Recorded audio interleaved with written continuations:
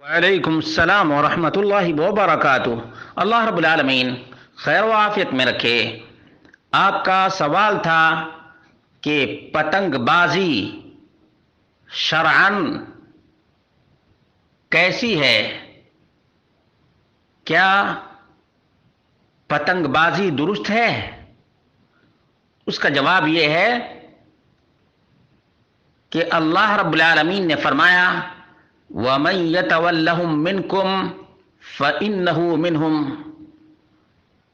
تم میں سے جو کوئی بھی ان اغیار کی مودت کرے گا، محبت کرے گا، ان کی روش کو اپنائے گا، ان کے طور طریقے پر چلے گا، وہ انہی میں سے ہوگا۔ فَإِنَّهُ مِنْهُمْ، یہ سورۃ المائدہ کی آیت ہے۔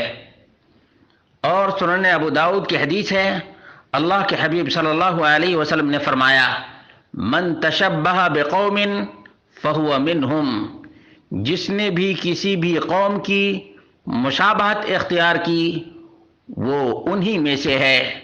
رواہ ابو داؤد۔ معلوم یہ ہوا کہ ایک مسلمان کو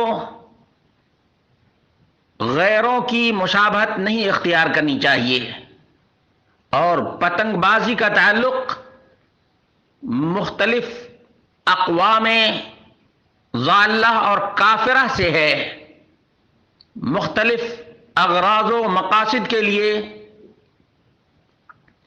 پتنگ بازی کی گئی ہے، لیکن جو موجودہ صورتحال ہے وہ کفار اور اغیار کی عید کے موقع پر کیا جاتا ہے، جس کی حرمت میں اضافہ ہو جاتا ہے، اور اس کو ناجائز ہی کہا جائے گا، کیونکہ اس میں بہت سے نقصانات ہیں۔ ایک تو یہ ہے کہ بسنت پنچمی کے موقع پر پتنگ بازی کی جاتی ہے، پھر ہلڑ بازی بھی ہوتی ہے، اور بعض علاقوں میں لاکھوں نہیں کروڑوں کا خرچہ ہوتا ہے، اور بہت سے لوگ پتنگ بازی کے چکر میں چھتوں سے بھی گر کر تباہ ہو جاتے ہیں، برباد ہو جاتے ہیں، اور کتنوں کی تو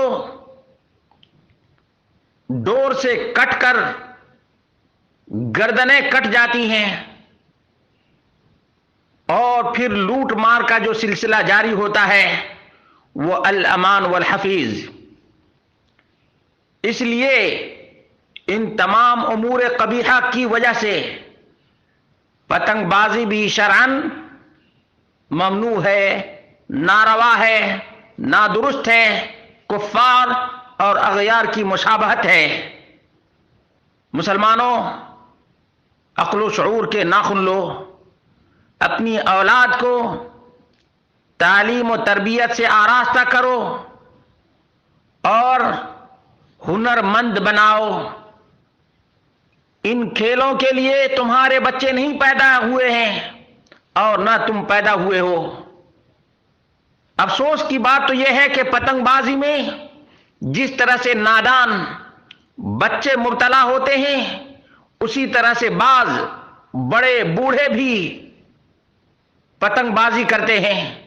اللہ رب العالمین سے دعا کرتے ہیں اللہ رب العالمین ان سب کو وہ کام کرنے کی توفیق عطا فرمائے جس میں خیر ہو، بھلائی ہو، نیکی ہو، عزت ہو، احترام ہو اور وقت کا صحیح استعمال ہو۔